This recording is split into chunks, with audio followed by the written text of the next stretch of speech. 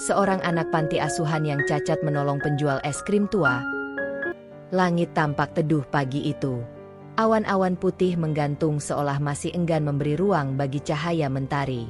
Di sebuah kawasan pinggir kota yang jarang dilalui kendaraan, berdirilah sebuah bangunan sederhana yang dikelilingi pagar besi berkarat dan kebun kecil di sudut halamannya.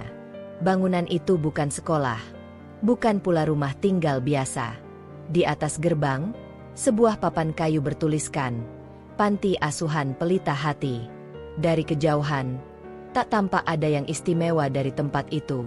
Namun di dalamnya, hidup anak-anak dari berbagai latar belakang. Yatim, piatu, dan yang ditinggalkan begitu saja oleh orang tuanya. Salah satunya adalah Galang. Galang bukan anak yang biasa.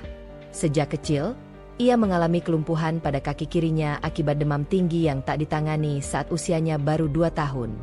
Tubuhnya agak kurus, dengan wajah yang cenderung pucat.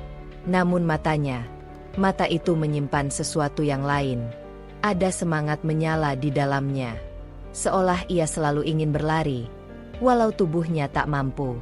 Ia duduk di bangku kayu panjang di dekat jendela ruang tengah, tempat favoritnya setiap pagi.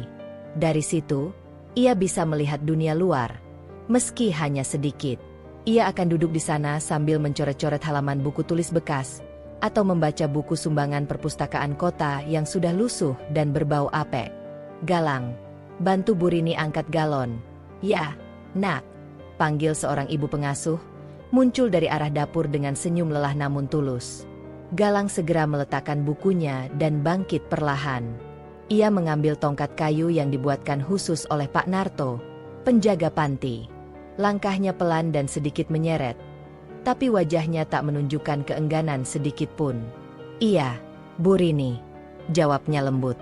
Di panti, Galang dikenal bukan hanya karena keadaannya yang berbeda, tapi karena sikapnya. Ia tak pernah mengeluh. Jika ada anak-anak yang menangis karena dirundung, Galang yang pertama datang menghibur. Jika ada yang diam karena lapar, Galang yang membagi jatah rotinya. Tak ada yang menyuruh, tak ada yang mencatat. Tapi entah bagaimana, kebaikan itu menjadi kebiasaan baginya. Galon yang harus diangkat ternyata cukup berat. Galang tahu ia tak bisa mengangkatnya seperti anak laki-laki lain yang bertubuh lebih kuat. Maka ia menarik-nariknya perlahan, menyeretnya sambil memastikan tidak ada yang tumpah. Saat tiba di tempat galon, ia menarik napas panjang, memegangi pinggangnya yang pegal, lalu tersenyum sendiri. Ia merasa puas. Untuk orang lain, mungkin itu pekerjaan sepele, tapi bagi Galang, bisa berguna walau hanya sedikit sudah cukup membuatnya bahagia. Setelah membantu Bu Rini, Galang kembali ke jendela dan duduk lagi. Ia membuka kembali bukunya. Halaman yang tadi ditinggalkan kini kembali dibaca. Bukunya bercerita tentang seorang anak lelaki yang pergi berkelana menolong orang-orang. Ia suka cerita itu. Mungkin karena tokohnya mirip dirinya, atau mungkin karena cerita itu memberinya harapan bahwa kekurangan bukan akhir dari segalanya. Suara riuh anak-anak mulai terdengar dari lapangan kecil di halaman belakang. Mereka bermain bola, tertawa, kadang berteriak terlalu keras. Galang tak pernah bisa ikut, tapi ia tak iri. Ia akan menonton mereka sambil tersenyum. Seringkali, anak-anak itu memanggilnya, meminta ia menjadi wasit atau penjaga skor. Dan Galang akan berperan sungguh-sungguh, mencatat setiap gol dengan ranting kayu di tanah. Pagi itu berbeda dari biasanya. Seorang tamu datang ke panti. Bukan donatur, bukan juga relawan. Seorang pria tua bertopi lebar dengan sepeda butut yang terparkir di depan gerbang. Sepeda itu punya kotak kayu besar di belakangnya, bertuliskan, Es Krim Jono sejak 1984. Permisi, sapa pria itu dari balik pagar. Bu Rini keluar, mengusap tangan pada apron lusuhnya, lalu tersenyum ramah. Pak Jono, wah, sudah lama tak kelihatan, katanya. Maaf ya, Bu, roda sepeda saya rusak. Baru bisa diperbaiki kemarin. Anak-anak masih suka es krim saya. Bu Rini terkekeh. Tentu saja. Galang paling suka rasa vanila buatan Bapak.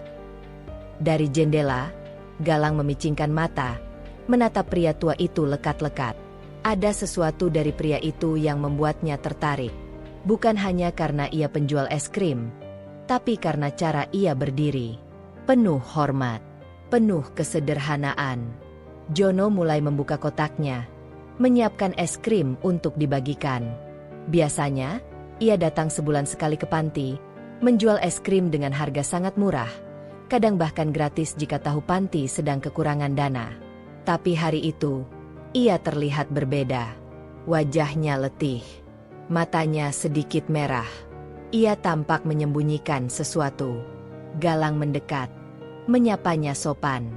"Pagi, Pak Jono." Galang."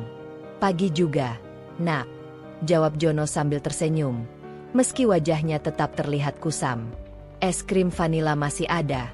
tanya Galang. Jono mengangguk. Ia menyendok es krim dari kotak ke dalam koin kecil dan menyerahkannya pada Galang. "Untuk kamu, gratis." Galang tersenyum lebar. "Kenapa gratis, Pak? Saya masih punya uang tabungan 5.000. Jono menggeleng. "Kamu simpan saja uangmu. Anggap ini hadiah karena kamu sudah bantu banyak anak-anak di sini." Galang terdiam sejenak. Matanya tak lepas dari Jono. Ia ingin bertanya sesuatu, tapi merasa tak enak. Ia tahu Jono sedang menyembunyikan perasaan. Galang sudah terbiasa membaca raut wajah orang lain. Ia belajar dari pengalaman. Kadang diam bisa lebih nyaring dari kata-kata. "Pak Jono, boleh saya bantu dorong sepedanya nanti?" tanya Galang perlahan. Jono menoleh, menatap Galang agak kaget. Tidak perlu, Nak. Sepedanya berat." "Kaki kamu, maksud saya." "Tidak apa-apa." Galang mengangguk pelan. "Tidak apa-apa. Saya kuat kok." Jono hanya tersenyum, tapi hatinya menghangat. Anak ini begitu tulus, begitu beda. Setelah semua anak mendapatkan es krimnya, Jono pamit. Galang berdiri di dekat gerbang, mengawasinya mendorong sepeda perlahan. Ia memperhatikan betapa tangan Jono tampak bergetar saat memegang setang. Langkahnya pun limbung. Galang menatap langit yang mulai berubah warna. Seolah sesuatu dalam dirinya mulai berubah juga. "Pak Jono," panggilnya dari belakang. Jono berhenti, menoleh. "Kalau Bapak butuh bantuan, saya ada di sini." Tak ada yang menjawab. Tapi dari balik senyum kecil Jono, ada genangan air di pelupuk mata. Sore menjelang. Angin berembus lembut. Galang duduk kembali di jendela, memandangi jalanan yang makin sepi. Ia menggenggam koin es krim yang tinggal sedikit. Rasanya manis, tapi hatinya terasa getir. Ia tahu akan ada sesuatu yang terjadi. Ia belum tahu apa, tapi ia yakin itu akan mengubah hidupnya. Dan mungkin hidup Jono juga. Dindingnya tak lagi putih bersih seperti dulu. Banyak bagian cat yang sudah mengelupas, memperlihatkan warna semen abu-abu yang kasar. Di beberapa titik, bercak lembab muncul, tanda bahwa atap sering bocor saat musim hujan tiba. Jendela kayunya kadang macet saat dibuka, dan engsel pintu berbunyi serak setiap kali ada yang masuk atau keluar. Itulah panti asuhan Pelita Hati, tempat Galang tinggal sejak usianya 5 tahun. Tempat itu mungkin tak sempurna, tapi bagi Galang, itu adalah rumah. Letaknya cukup jauh dari pusat kota, berada di pinggir kampung yang sunyi, tak jauh dari ladang jagung dan lahan kosong yang kini mulai ditumbuhi ilalang liar. Bangunannya hanya 1 lantai, memanjang seperti rumah dinas lama. Ada 3 kamar tidur besar, 1 aula multifungsi, ruang dapur sederhana, dan sebuah kamar kecil yang dijadikan perpustakaan. Jumlah anak-anak yang tinggal di sana mencapai hampir 30, dari usia 3 tahun hingga remaja 14 tahun. Di antara mereka, hanya Galang yang memiliki keterbatasan fisik. Tapi justru dialah yang paling mandiri dan paling banyak membantu. Ibu Sari, kepala pengasuh panti, sudah seperti ibunya sendiri. Wanita parubaya itu mengenal setiap anak dengan sangat baik. Namun untuk Galang, ia punya tempat khusus di hatinya. Ibu Sari berasal dari keluarga guru. Ayahnya pernah menjadi kepala sekolah di kota, dan ibunya seorang perawat. Ia tumbuh dalam lingkungan yang penuh kasih, dan ketika suaminya meninggal dunia akibat kecelakaan, ia memutuskan mendedikasikan hidupnya mengurus anak-anak yang ditinggalkan. Awalnya, ia hanya menampung 2 atau 3 anak. Lama-lama, jumlahnya bertambah. Donatur datang dan pergi. Bantuan dari pemerintah tak menentu. Tapi Ibu Sari tetap bertahan. Semangatnya tak pernah pudar. Pagi itu, setelah semua anak selesai sarapan bubur jagung dan teh manis hangat, mereka duduk melingkar di aula depan. Ibu Sari, dengan jilbab coklat tuanya dan kacamata yang menggantung di leher, berdiri di tengah lingkaran sambil membawa papan tulis kecil. Pagi-pagi seperti ini biasanya diisi dengan pelajaran informal atau dongeng motivasi. Tidak selalu pelajaran akademik. Kadang tentang budi pekerti, tentang menjaga kebersihan, atau sekadar membahas mimpi-mimpi anak-anak. "Siapa di sini yang masih ingat cita-citanya minggu lalu?" tanya Ibu Sari sambil tersenyum. Tangan-tangan kecil mulai terangkat. Ada yang ingin jadi dokter, ada yang ingin jadi pemadam kebakaran, ada pula yang ingin jadi penyanyi terkenal. Galang hanya tersenyum, tidak langsung menjawab. "Galang, kamu belum jawab. Minggu lalu kamu bilang masih berpikir. Hari ini bagaimana?" Galang menunduk sebentar, lalu mengangkat kepalanya perlahan. "Saya ingin jadi guru, Bu. Tapi bukan guru di sekolah besar. Saya ingin jadi guru untuk anak-anak yang gak bisa sekolah." Seisi ruangan hening sejenak. Kemudian terdengar tepuk tangan kecil dari sisi kanan aula, disusul oleh tawa riang dan semangat yang mengalir. Ibu Sari menatap Galang lama-lama, lalu mengangguk kecil. "Cita-cita yang mulia, Galang." Meski tidak semua anak mengerti betapa besar arti ucapan Galang, suasana jadi hangat pagi itu. Mereka melanjutkan sesi dengan bermain tebak-tebakan, lalu dilanjutkan membersihkan halaman depan. Galang seperti biasa, membantu menyiram tanaman di dekat pagar dan menyapu dedaunan yang jatuh. Meski hanya menggunakan 1 tongkat, ia bisa mengerjakan semua dengan rapi. Beberapa tanaman di halaman ditanam oleh Galang sendiri. Ada cabai, tomat, dan bunga kertas. Ia sangat suka berkebun. Ibu Sari pernah bilang, tanaman itu seperti anak kecil, harus diberi perhatian. Disiram, dia akan tumbuh. Diajak bicara, dia akan makin kuat. Galang selalu ingat itu. Ia bahkan menamai tanaman tomatnya dengan nama-nama aneh seperti si merah, Pak Bule, dan Rosa.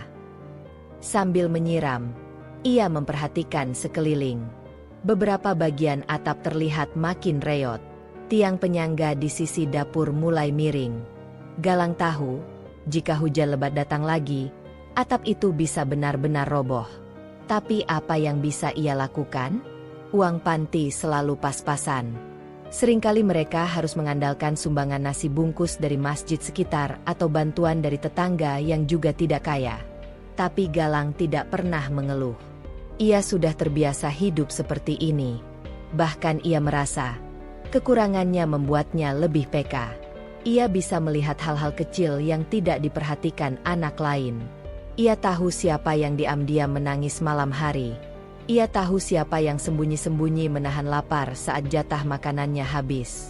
Ia tahu siapa yang pura-pura kuat padahal sedang patah hati karena tidak pernah dijenguk siapapun. Satu-satunya benda pribadi milik Galang yang benar-benar ia jaga adalah sebuah buku catatan kecil berwarna hitam, dengan sampul lusuh dan tali pengikat yang mulai longgar. Buku itu selalu ada di bawah bantalnya, dan hanya dibuka saat malam menjelang tidur. Isinya adalah tulisan tangan Galang sendiri, cerita pendek, puisi, bahkan rencana-rencana kecil yang ingin ia wujudkan. Ia menyebutnya buku hidup. Ibu Sari pernah membacanya diam-diam, dan tak bisa menahan air mata. "Nak, kamu menulis seperti orang dewasa," ujar Ibu Sari suatu malam. "Kenapa kamu menulis hal-hal seperti ini?" Galang hanya tersenyum.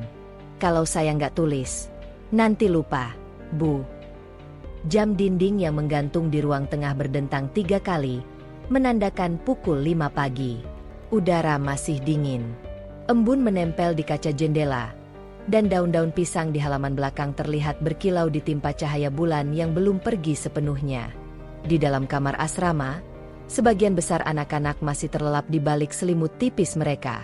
Tapi di sudut kamar yang remang, satu sosok kecil telah duduk di ranjang kayu, perlahan mengenakan kaos lusuh dan celana panjang. Galang menggenggam tongkat kayunya, mengusap sebentar bagian bawah yang sedikit kotor, lalu menarik nafas pelan. Ia menyukai pagi seperti ini. Sunyi, tenang, dan penuh ruang untuk berpikir. Ia berjalan pelan-pelan keluar kamar, berusaha tidak membangunkan teman-temannya. Setiap derit lantai kayu ia taklukkan dengan langkah yang diatur sepelan mungkin. Sampai di dapur, lampu belum dinyalakan. Tapi Galang tahu letak semua barang. Ia hafal posisi panci, kompor, bahkan ember tempat mencuci beras. Sudah hampir 3 tahun ia membantu Bu Rini dan Bu Sari menyiapkan sarapan. Tugas itu tidak pernah diminta. Ia sendiri yang memulainya. Suatu pagi ketika ia tak bisa tidur karena hujan deras, ia mendapati Bu Sari sedang menangis pelan di dapur. Sejak hari itu, ia selalu bangun lebih awal. Di meja dapur, ia membuka tutup keranjang beras, menakar dengan cangkir logam tak bertelinga. Ia menyiapkan cukup untuk dimasak menjadi bubur, menu standar di panti. Dengan gerakan perlahan, ia mulai mencuci beras di baskom besar. Suara gemericik air jadi musik lembut yang menemaninya. Setelah selesai, ia meletakkan baskom di atas meja. Tangannya mulai mengupas beberapa siung bawang putih dan memotong daun bawang sisa kemarin. Semua itu ia kerjakan dengan satu tangan menjaga keseimbangan di tongkat, dan satu tangan lagi untuk bekerja. Prosesnya lambat, tapi hasilnya rapi. Dari balik pintu, suara langkah berat terdengar. Bu Rini muncul, masih mengenakan daster panjang dan jaket wol tipis. "Sudah bangun, Galang?" sapanya sambil menguap kecil. "Iya, Bu. Saya baru mulai," jawab Galang sambil tersenyum. Bu Rini menyalakan lampu, membuat seluruh ruangan langsung terasa lebih hidup. Ia mendekat, melihat apa yang telah dikerjakan Galang, lalu mengangguk puas. "Kamu ini anak ajaib. Ibu belum sempat apa-apa. Kamu sudah beres setengahnya." "Saya senang bantuin, Bu. Kalau semuanya siap sebelum anak-anak bangun, suasananya lebih tenang." Bu Rini membuka lemari gantung, mengeluarkan garam dan lada. Ia menatap Galang sebentar, kemudian bertanya, "Kakimu masih sakit?" Galang menggeleng. "Sudah biasa, Bu. Enggak sakit. Hanya pegal sedikit." Jawaban itu membuat Bu Rini terdiam sebentar. Ia tahu Galang jarang mengeluh, bahkan mungkin terlalu jarang. Ada kalanya, anak ini menyimpan terlalu banyak sendiri. Beberapa menit kemudian, aroma bawang putih tumis memenuhi udara. Panci besar mulai mengepul. Suara sendok logam mengaduk bubur yang mulai mengental terdengar berulang. Saat itulah, satu persatu anak-anak bangun. Ada yang masih menguap sambil menggosok mata. Ada pula yang langsung berebut ke kamar mandi karena takut kehabisan air hangat sisa semalam. Galang tersenyum melihat pemandangan itu. Ia tidak ikut berebut. Ia tahu urutannya selalu belakangan. Dan ia tidak keberatan. Setelah bubur matang, ia membantu menata piring dan sendok di atas meja panjang ruang makan. Meja itu terbuat dari papan jati bekas sumbangan sebuah sekolah yang sudah ditutup. Di dinding, sebuah papan pengumuman dipenuhi tulisan tangan, jadwal tugas, nama anak-anak, dan pengumuman penting seperti tamu datang hari Jumat atau bawa buku bacaan hari Senin. Saat sarapan dimulai, Galang duduk di ujung meja. Ia tidak pernah duduk di tengah. Baginya, duduk di pinggir membuatnya bisa cepat bergerak bila dibutuhkan. Dari tempat itu, ia bisa melihat semua anak. Ia bisa tahu siapa yang makan terlalu cepat karena lapar, siapa yang terlihat lesu karena belum mandi, siapa yang tampak murung tanpa alasan jelas. Di sela-sela makan, tawa anak-anak terdengar. Cerita tentang mimpi semalam, tentang keinginan pergi ke taman kota, atau harapan mendapatkan sepatu baru. Galang mendengarkan semuanya. Kadang ia ikut menimpali, kadang hanya tersenyum. Setelah sarapan, anak-anak mulai bersiap untuk belajar. Karena keterbatasan dana, panti tidak menyekolahkan semua anak ke sekolah umum. Sebagian besar belajar di panti melalui program homeschooling sederhana yang dibimbing oleh relawan dan guru pensiunan. Pagi itu, pelajaran di aula dimulai pukul 8. Galang duduk di deretan depan, membuka buku tulisnya yang penuh coretan. Ia suka menulis. Bahkan saat pelajaran matematika sekalipun, sudut bukunya selalu terisi kalimat-kalimat kecil, semacam catatan hati yang ia tuangkan diam-diam. Pak Anwar, guru relawan yang datang 3 kali seminggu, masuk aula dengan langkah lambat. Ia mantan guru SMP, sudah pensiun lebih dari 5 tahun. Suaranya serak tapi tegas. Ia menyukai Galang, karena anak itu tak pernah absen dan selalu ingin tahu lebih. Setelah selesai belajar, anak-anak diberi waktu bebas sebelum makan siang. Beberapa memilih bermain di halaman. Ada yang mengejar kupu-kupu, ada yang membuat mainan dari batang pisang. Galang berjalan menuju perpustakaan kecil. Ia membuka pintu, masuk dan langsung mengarah ke rak paling belakang. Di sana, ia mengambil satu buku berjudul Anak yang Tak Pernah Menyerah. Buku itu sudah dibacanya 5 kali, tapi tetap saja menarik. Ia suka bagian saat tokoh utama bangkit setelah jatuh berkali-kali. Ia merasa seperti melihat dirinya sendiri. Galang membuka halaman pertama dan mulai membaca perlahan. Matanya menyusuri setiap kalimat, dan dalam diam, ia membayangkan dirinya sedang menapaki jalan panjang di dunia yang belum sepenuhnya ramah. Galang sedang duduk di lantai dekat jendela ruang baca. Jemarinya sibuk membolak-balik halaman buku cerita tua berjudul Cahaya dari Timur. Sinar matahari sore menembus sela-sela kisi jendela, menciptakan bayang-bayang halus di wajahnya yang tampak tenang. Di luar, suara tawa anak-anak menggema dari halaman. Sebagian bermain kejar-kejaran, yang lain sibuk membuat rumah-rumahan dari kotak bekas sumbangan. Namun telinga Galang sesungguhnya sedang menunggu sesuatu yang lebih spesifik. Suatu bunyi yang sudah beberapa minggu terakhir menjadi titik terang dalam hari-harinya. Bukan tawa, bukan nyanyian, bukan juga bunyi kendaraan. Tapi suara khas yang berbunyi seperti ting ting ting, yang muncul dari kejauhan, semakin mendekat seiring waktu. Ia menoleh keluar. Di ujung jalan kecil yang membelah pekarangan panti dengan sawah di sebelah kiri, sepeda tua berwarna hijau kebiruan itu muncul, melambat di tanjakan kecil yang mulai aus aspalnya. Di atasnya, duduk seorang lelaki tua mengenakan topi jerami lebar dan kemeja berlengan panjang yang warnanya sudah luntur. Bel sepeda itu terus berdenting, mengumumkan kehadirannya dengan nada riang yang khas. Jono, penjual es krim langganan anak-anak panti asuhan Pelita Hati, kembali lagi. Begitu suara bel terdengar jelas, seperti ritual yang sudah sangat dikenal, anak-anak berhamburan keluar dari aula dan ruang bermain. Mereka tertawa sambil melompat kecil, meneriakkan nama Pak Jono seolah sang kakek tua itu adalah selebriti. Pak Jono datang. Es krim. Es krim. Galang tak langsung berdiri. Ia hanya tersenyum, menutup bukunya dengan pelan, lalu meraih tongkat kayunya dan mulai berdiri perlahan. Ia tidak terburu-buru. Ia tahu Pak Jono tak akan pergi sebelum semua anak mendapatkan es krim. Itu janji diam-diam yang sudah lama tertanam antara mereka. Di depan halaman, Pak Jono sudah berhenti. Sepedanya bersandar di batang pohon jambu yang tumbuh di sisi pagar. Kotak kayu besar di bagian belakang sepeda tampak kusam, namun masih kuat. Di dalamnya, ada beberapa termos es krim warna perak, satu sendok stainless yang menggantung di kait, dan sejumlah koin kecil yang tertata dalam wadah kardus bekas. Jono menyalami anak-anak satu persatu. Ia memanggil mereka dengan nama panggilan yang hanya ia yang menciptakan. Ada yang dipanggil si hitam manis, ada yang dijuluki anak semangka, karena suka es krim rasa melon.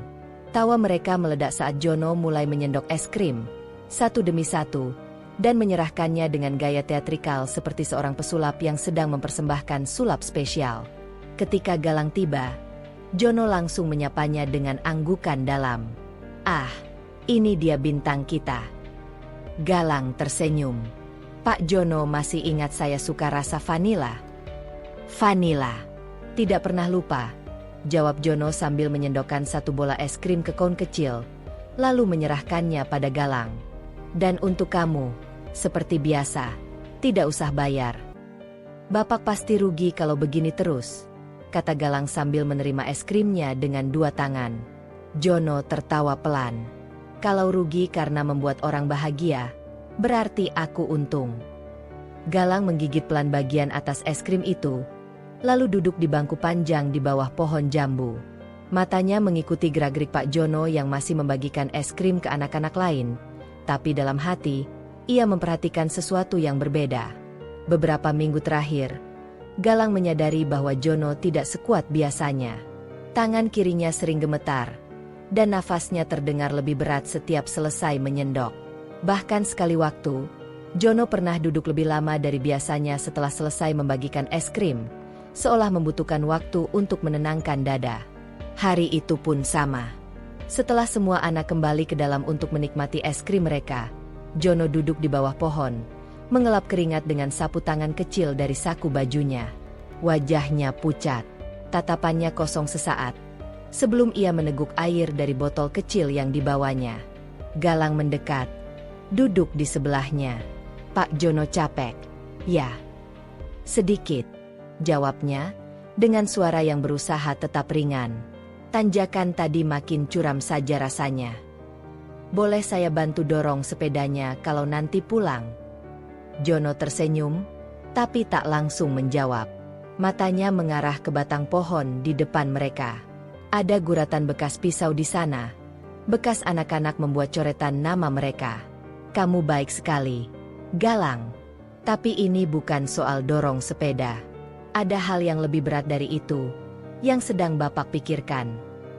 Galang menoleh ke arahnya, menunggu kelanjutan kalimat. Tapi Jono hanya menarik nafas panjang dan kembali tersenyum. "Apa Bapak masih punya impian?"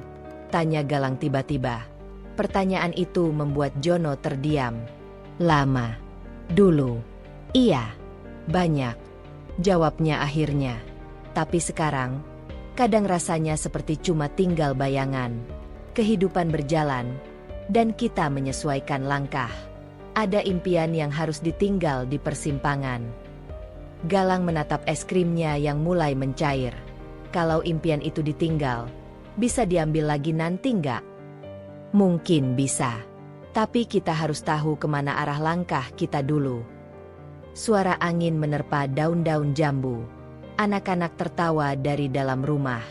Dari kejauhan, suara ayam kampung bersahutan. Jono berdiri perlahan, merapikan topi jeraminya, lalu mulai menutup kotak es krimnya satu persatu. "Saya harus pulang. Siti pasti sudah nunggu. Tapi minggu depan saya datang lagi." "Ya." "Boleh saya ikut minggu depan?" tanya Galang cepat. Jono menoleh. "Ikut. Ikut keliling. Saya ingin tahu bagaimana rasanya jadi penjual es krim." Untuk pertama kalinya sore itu, wajah Jono benar-benar tersenyum lebar. Senyum yang bukan dibuat-buat. "Nanti tanya Ibu Sari dulu." "Ya, tapi kalau diizinkan, aku akan senang sekali." Galang mengangguk pelan. Sepeda itu bergerak lagi, perlahan. Bel sepedanya kembali berbunyi. Ting ting ting, semakin menjauh. Tapi bagi Galang, suara itu tak benar-benar pergi. Ia tertinggal di hati, berdengung lembut seperti janji yang belum selesai. Rumah mereka berdiri di ujung jalan kecil yang sunyi, dikelilingi semak liar dan rumpun pisang yang tumbuh tanpa pola. Bangunannya sederhana, berdinding papan yang mulai rapuh di beberapa sisi dan beratap seng yang sudah memudar warnanya. Di depan rumah, terdapat sepetak tanah yang ditanami cabai dan beberapa batang serai. Ada pula 2 kursi plastik yang diletakkan di teras sempit. Satu di antaranya retak di bagian sandaran. Pagi itu, suara ayam berkokok bersahutan dari halaman belakang. Siti sudah bangun lebih dulu dari suaminya. Ia berdiri di dapur, mengaduk air mendidih dalam panci kecil, menyiapkan sarapan berupa bubur jagung yang dicampur kelapa parut. Tangan kirinya cekatan, tapi pundaknya terlihat agak kaku. Ia memang tak semuda dulu, dan tubuhnya kini mulai sering terasa pegal jika berdiri terlalu lama. Sambil mengaduk, ia sesekali melirik ke arah kamar tempat Jono masih tertidur. Lelaki tua itu menghabiskan malam tadi dengan batuk yang tak kunjung reda. Siti tahu, suaminya kelelahan. Namun Jono bukan tipe orang yang mudah menyerah.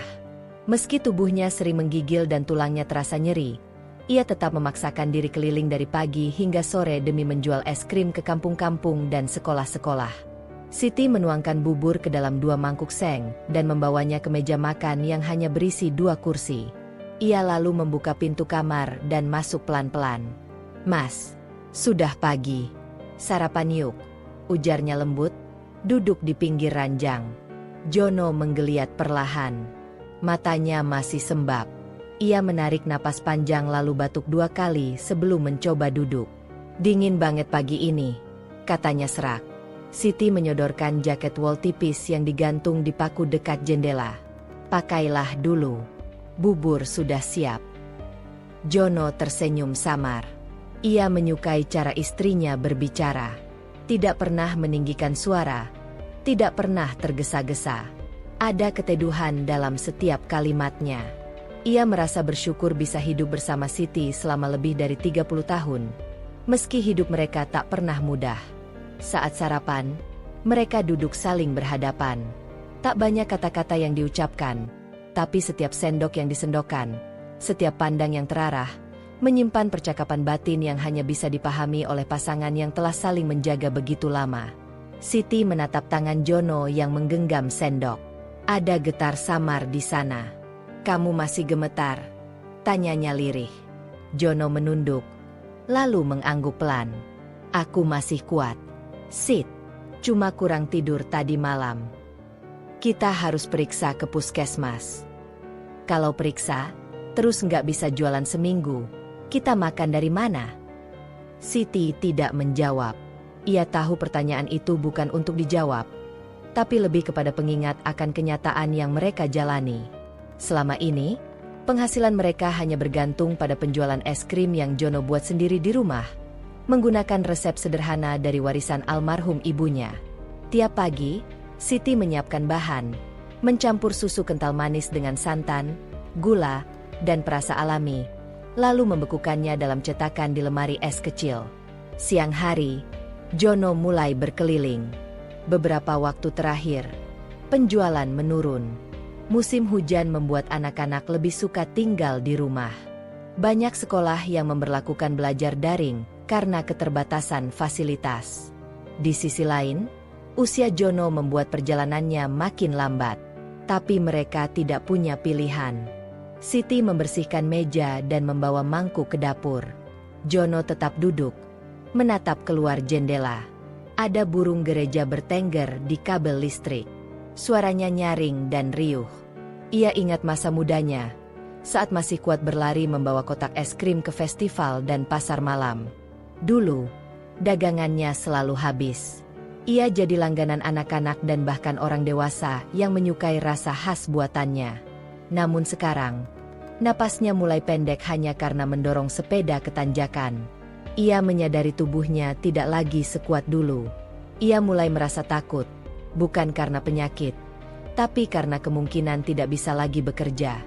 Jika itu terjadi, bagaimana dengan hidup mereka? Ketika Siti kembali ke ruang tengah, Jono menoleh. "Kamu masih ingat dulu waktu kita pertama kali beli sepeda itu?" Siti mengangguk. "Waktu itu kita sampai pinjam uang ke Pak Latif. Bunga 2%. Jono terkekeh. Meski batu kecil menyusul. Sepedanya sekarang sudah usang, tapi masih setia. Sama kayak kamu." Siti tersenyum. Ia duduk di samping Jono, memegang tangannya perlahan. "Kita sudah melewati banyak hal. Aku percaya, kita bisa lagi." Jono mengangguk, tapi matanya menyiratkan kelelahan yang tak bisa disembunyikan. Siang menjelang.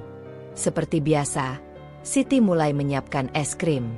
Ia mengambil termos-termos logam yang tersimpan di rak atas, mencucinya bersih, lalu mulai mencampur bahan-bahan di baskom besar. Sambil mengaduk, ia bersenandung lagu lama dari penyanyi favoritnya. Di luar, Jono mengelap sepeda dan memeriksa rem serta ban. Gerakannya lambat, tapi telaten. Meskipun kondisinya menurun, ia tetap ingin memastikan semua dalam keadaan layak. Mereka tak pernah memiliki anak kandung. Bertahun-tahun menanti, berobat ke sana kemari, hasilnya tetap sama. Banyak yang menyarankan mereka mengadopsi, tapi hidup pas-pasan membuat mereka khawatir tidak bisa memberi kehidupan layak. Akhirnya, mereka hanya hidup berdua. Tapi saat bertemu dengan Galang, sesuatu dalam hati mereka berubah. Galang mengingatkan mereka pada diri sendiri saat muda, keras kepala dalam kebaikan, sabar dalam kesakitan. Jono sangat menyukai Galang sejak pertama kali bertemu. Anak itu tidak pernah meminta, tapi selalu memberi. Bahkan ketika tidak ada yang bisa diberikan. Sore itu, saat Jono pulang dari panti, ia menceritakan semuanya pada Siti. Tentang bagaimana Galang menawarkan diri untuk mendorong sepeda, tentang pertanyaan kecil tentang impian, tentang bagaimana anak itu mendengarkan dengan sungguh-sungguh tanpa menghakimi. Siti hanya mendengarkan sambil menyusun piring di rak. Tapi ada genangan bening di sudut matanya. Ia mengangguk pelan. Galang, dia anak baik. Aku bisa rasakan. Kalau kita punya anak, aku ingin dia seperti Galang. Jono menatap langit yang mulai memerah. Mungkin dia memang dikirim Tuhan buat kita. Siti menatap suaminya. Tak ada yang ia ucapkan, tapi genggaman tangannya pada bahu Jono menguat. Ada harapan yang perlahan tumbuh di antara lelah dan usia. Langit pagi itu terlihat lebih cerah dari biasanya. Awan tipis menggantung rendah di atas bukit kecil di kejauhan.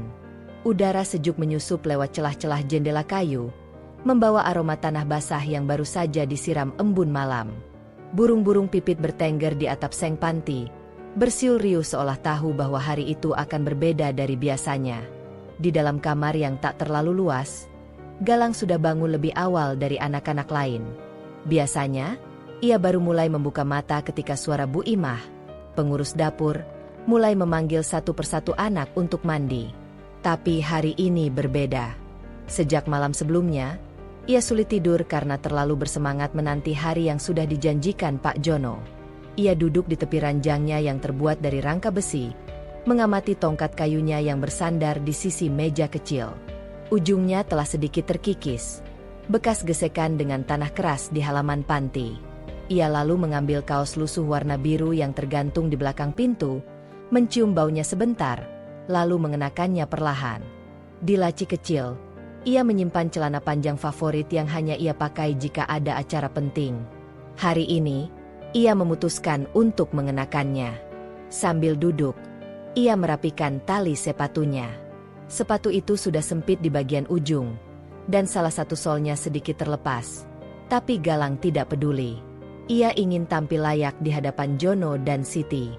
Bukan karena ingin mengesankan, tapi karena merasa bahwa hari ini adalah awal dari sesuatu yang penting, entah apa bentuknya. Di aula, anak-anak mulai bangun satu persatu. Suara derit ranjang, langkah kaki, dan percakapan pelan mulai mengisi pagi. Galang berjalan perlahan melewati lorong panjang menuju ruang makan. Ia menyapa Ibu Sari yang sedang memeriksa daftar kehadiran. Wanita parubaya itu mengenakan celemek bunga-bunga dan membawa clipboard dengan tumpukan kertas. Pagi, Galang. Kamu bangun lebih awal dari biasanya. Galang tersenyum kecil. Saya mau ketemu Pak Jono hari ini, Bu. Ibu Sari mengangguk, menatapnya sejenak, lalu berkata pelan, ingat janjimu, ya. Kalau kamu merasa lelah atau tidak enak badan, langsung pulang. Jangan terlalu memaksa. Galang menjawab dengan anggukan yang dalam. Ia tahu Ibu Sari bukan hanya sekadar khawatir. Wanita itu telah merawat anak-anak di panti ini selama lebih dari 10 tahun. Ia tahu persis bahwa Galang, Dengan kondisi kaki kirinya yang tak berkembang sempurna, tak bisa disamakan dengan anak-anak lain dalam hal tenaga. Tapi Galang bukan tipe anak yang mau dibiarkan duduk diam saat ada sesuatu yang bisa ia lakukan. Setelah sarapan singkat, Galang duduk di teras depan sambil menunggu suara bel sepeda yang kini sudah ia kenali dengan sangat baik. Ia mengamati jalan setapak yang biasa dilewati Jono. Waktu seakan berjalan lambat. Udara mulai menghangat. Beberapa anak lain keluar masuk aula. Sebagian menyapanya dengan senyum dan ejekan ringan karena hari itu ia terlihat lebih rapi dari biasanya. "Wah, Galang mau kemana?" "Kayak mau ke kondangan," kata Roni sambil tertawa. Galang menanggapi dengan senyum saja. Hatinya tak terusik. Ia tahu bahwa ejekan seperti itu bukan bentuk kebencian. Anak-anak panti sudah terbiasa saling menggoda sebagai cara menunjukkan perhatian. Kemudian, dari kejauhan, suara yang ditunggu-tunggu akhirnya terdengar. Ting, ting, ting. Galang berdiri pelan. Ia merasakan detak jantungnya bertambah cepat. Pandangannya menajam ke ujung jalan. Benar saja, sepeda tua berwarna hijau kebiruan itu mulai muncul di tikungan, bergoyang pelan karena jalan yang sedikit berlubang. Di atasnya, Pak Jono mengayuh perlahan, dengan tas kain tergantung di setang sepeda. Di belakangnya, Siti duduk di boncengan, mengenakan kerudung warna coklat tua dan jaket tebal. Begitu sepeda berhenti di halaman, Galang segera menyambut mereka. Jono turun sambil mengatur napas. Siti turun lebih dulu dan tersenyum hangat pada Galang. "Pagi, Galang. Kamu sudah siap?" "Sudah dari tadi, Bu," jawab Galang penuh semangat. Jono tertawa pelan. "Luar biasa. Lihat, bahkan kami yang orang tua kalah cepat." Galang tertawa kecil. Ia membantu Jono menegakkan sepeda agar seimbang saat kotak es krim di belakang dibuka dan diperiksa. Siti mengeluarkan termos satu persatu, lalu memeriksa isi dan posisi sendok. Semuanya dilakukan dengan ritme yang sudah mereka latih bertahun-tahun. Galang memperhatikan dengan seksama, mengamati setiap gerakan, mencoba memahami cara mereka menata dagangan agar tidak mudah tumpah saat perjalanan. Setelah semua siap, Jono memberi isyarat pada Galang untuk naik ke jok belakang, di bagian kecil tempat kaki bisa bertumpu. Galang tahu ia tak bisa naik seperti anak-anak biasa. Ia harus menggunakan lengan dan tongkatnya untuk naik perlahan. Butuh waktu hampir 1 menit. Tapi akhirnya ia duduk dengan mantap. "Siap?" tanya Jono sambil menoleh sedikit ke belakang. "Siap," jawab Galang mantap. Perjalanan dimulai. Suara sepeda tua berderit-derit pelan. Jalanan yang dilalui tidak rata. Di beberapa tempat, batu-batu kecil membuat sepeda berguncang, tapi Jono mengendalikan dengan tenang. Mereka melewati persawahan, gang sempit di antara rumah-rumah penduduk, dan sesekali disapa oleh orang-orang yang sudah mengenal mereka. "Pagi, Pak Jono." "Wah, sekarang ada asisten baru." "Ya." Galang tersenyum malu ketika beberapa orang dewasa menyapanya. Ia tidak terbiasa mendapat perhatian seperti itu. Biasanya, ia adalah bayangan di pojok aula, anak yang duduk diam dengan buku usang atau mendengarkan cerita dari pengurus panti. Tapi hari ini, ia menjadi bagian dari sesuatu yang nyata, menjadi bagian dari kehidupan orang lain, bahkan jika hanya untuk sehari. Setelah hampir 40 menit perjalanan, mereka tiba di sebuah sekolah dasar. Anak-anak sudah berbaris di halaman. Sebagian sedang bermain sambil menunggu jam pelajaran dimulai. Begitu melihat sepeda es krim datang, beberapa langsung berteriak riang. "Pak Jono datang." Jono berhenti di bawah pohon besar di sudut halaman. Siti turun duluan dan mulai membuka kotak es krim, sedangkan Jono membantu Galang turun. Anak-anak mulai mengerubungi mereka, dengan tangan-tangan kecil yang tak sabar menunjuk rasa favorit. Galang berdiri di samping kotak es krim, melihat Siti menyendok rasa stroberi, coklat, melon, lalu meletakkannya di cone yang disusun rapi. Ia lalu melihat Jono menghitung uang receh, memberi kembali-kembalian, sambil mengingat nama-nama yang tak ia tulis dimanapun. "Coba bantu pegang ini." "Ya," kata Siti pelan sambil menyerahkan satu wadah koin kosong pada Galang. Galang menerimanya dengan hati-hati. Ia merasa gugup, tapi juga bangga. Ia tidak ingin membuat wadah itu jatuh. Tangannya sedikit bergetar, tapi ia berusaha menahan agar tetap stabil. Suara tawa anak-anak, aroma es krim yang manis, dan senyum Pak Jono yang tetap sabar meski keringat mulai menetes di pelipisnya, membuat suasana pagi itu terasa lebih hangat daripada biasanya. Langkah kaki Galang perlahan mengikuti ritme suasana pasar kecil yang mulai ramai di sudut kampung sebelah barat. Setelah berkeliling dari satu sekolah ke sekolah lain bersama Jono dan Siti, mereka kini berhenti sejenak di dekat deretan toko kelontong yang menjual aneka kebutuhan harian.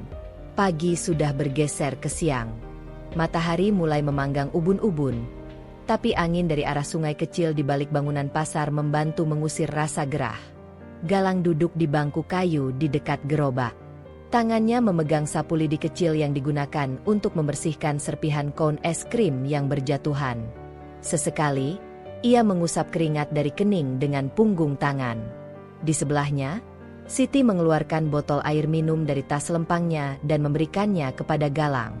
"Minum dulu. Jangan sampai dehidrasi," kata Siti lembut. Galang menerimanya dengan ucapan terima kasih pelan. Ia meneguk air sedikit-sedikit, menikmati rasa segar yang mengalir di kerongkongannya. Tubuhnya terasa agak lelah, tapi semangatnya belum surut. Tak lama, Jono datang dari arah toko bahan pokok sambil membawa 2 kantong plastik berisi es batu dan beberapa botol sirup tambahan. Ia menyimpan kantong-kantong itu di bawah gerobak, lalu duduk di pinggir trotoar, membuka topinya, dan mengipas-ngipasi wajahnya dengan tangan. "Ini hari paling ramai dalam seminggu. Kamu hebat bisa tahan sampai sejauh ini," ujar Jono sambil menoleh pada Galang. Galang tersenyum. "Kaki saya memang sakit, tapi hati saya senang." Jono mengangguk pelan. Ada pancaran bangga di matanya, meski ia tak mengucapkannya secara langsung. Ia sudah lama berdagang es krim, tapi baru kali ini merasa ada yang benar-benar memperhatikannya dengan cara yang tak basa-basi.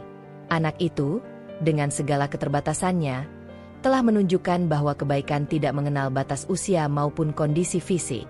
Sore mulai merayap perlahan. Pasar tak lagi sepadat beberapa jam sebelumnya. Beberapa pedagang sudah mulai membereskan lapak. Warga yang tadi lalu lalang kini lebih banyak berteduh, menunggu waktu pulang kerja atau sekadar duduk berbincang. Galang membantu Siti menghitung koin-koin hasil penjualan, memisahkan receh dari lembaran uang yang lebih besar. Tangannya cekatan meski kaku karena kelelahan. "Kamu pernah belajar akuntansi?" tanya Siti sambil tertawa kecil. Galang menggeleng. "Saya cuma suka lihat angka-angka. Di panti ada satu buku catatan keuangan tua. Dulu saya sering iseng mencatat pengeluaran dapur." Jono menyahut, "Kalau kamu bisa bantu buat pembukuan sederhana, nanti kita bisa ajari cara hitung untung rugi. Lebih rapi dagangnya." Mata Galang berbinar. Ia tak pernah membayangkan akan diminta membantu dalam hal yang selama ini hanya ia pelajari diam-diam. Rasanya seperti menemukan satu sisi lain dari dirinya yang selama ini tersembunyi. Siti berdiri dan membersihkan rok panjangnya dari debu trotoar. "Yuk, kita jalan ke taman. Biasanya anak-anak kecil di sana suka beli es krim menjelang maghrib." Gerobak kembali didorong, dan mereka bertiga beriringan menyusuri jalan menuju taman kampung. Di sepanjang perjalanan, Galang tak henti menoleh ke kanan dan kiri, mengamati rumah-rumah kecil yang berdiri berdempetan. Sebagian terbuat dari kayu, sebagian dari bata. Ada halaman dengan tanaman bunga yang tumbuh subur. Ada juga rumah yang hanya dipagari dengan kawat dan pot-pot bekas cat yang kini berubah menjadi pot sayur. Di sebuah sudut jalan, mereka melewati lapangan kecil di mana sekelompok anak sedang bermain layangan. Seorang bocah dengan celana pendek robek menghampiri mereka.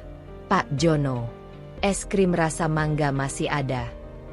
"Masih, tapi tinggal 2. Cepetan, nanti keduluan temenmu," jawab Jono sambil mengerling pada Galang. Bocah itu berlari kembali ke teman-temannya. Teriakannya menyambung ke udara seperti gelombang kecil yang menggelitik telinga. Di taman yang mereka tuju, Sudah terlihat kerumunan ibu-ibu duduk di bangku panjang, mengawasi anak-anak yang berlarian tanpa alas kaki di tanah lapang. Gerobak diparkir di dekat pagar bambu. Galang mengambil posisi di sisi kanan, berdiri dengan tongkatnya sambil menatap anak-anak yang perlahan mulai menghampiri. Rasa penatnya seakan menguap setiap kali ada tangan mungil yang meraih koin es krim dengan wajah penuh senyum.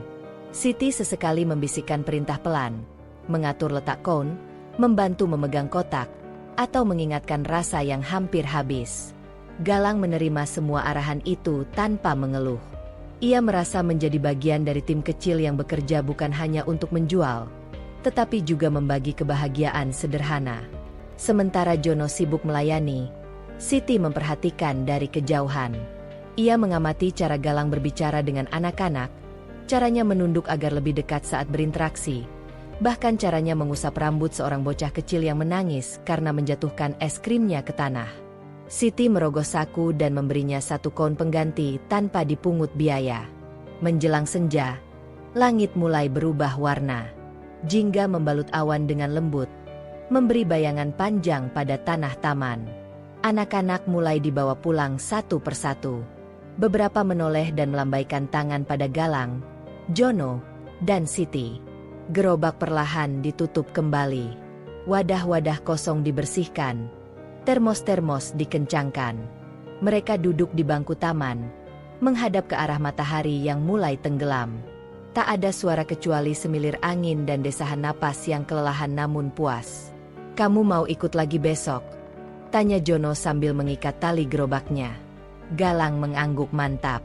"Kalau boleh, saya mau ikut setiap hari." Siti menoleh dan berkata lembut, "Kalau kamu kuat, kami akan sangat senang." Galang menatap tangan kirinya yang memegang tongkat, lalu ke arah taman yang kini kosong, dan akhirnya ke arah 2 orang di sampingnya. Ia tidak tahu kemana arah hidupnya akan berbelok. Tapi untuk pertama kalinya, ia merasa bahwa langkahnya, meskipun pincang, sedang menuju sesuatu yang bermakna. Suasana di dalam panti asuhan menjelang malam terasa berbeda dari biasanya. Langit mendung sejak sore, dan suara angin menyelinap masuk melalui celah jendela yang sedikit terbuka.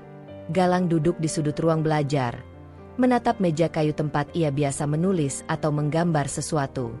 Di atas meja itu kini tergeletak secari kertas usang yang ia temukan saat membersihkan lemari kecil di kamar lantai 2. Kertas itu ternyata surat lama, tertulis dengan tinta hitam yang sebagian sudah memudar, namun masih bisa dibaca.